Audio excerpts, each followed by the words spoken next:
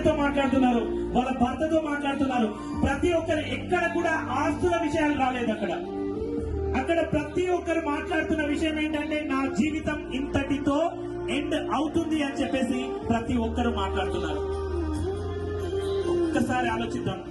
మన జీవితం లోపల మన పిల్లల్ని ప్రయోజకులను తయారు చేసే క్రమం లోపల మనం చాలా పని చేస్తూ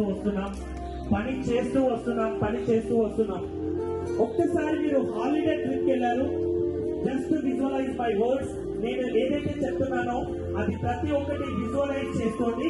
ఆ దృశ్యాన్ని మీ మనసులో బంధించుకోండి. ప్రతి ఒక్కరు కూడా ఆ దృశ్యాన్ని మీరు మనసులో బంధించుకోండి. దయచేసి టీ తీసుకురావద్దు, అమ్మా టీ తీసుకురావద్దు.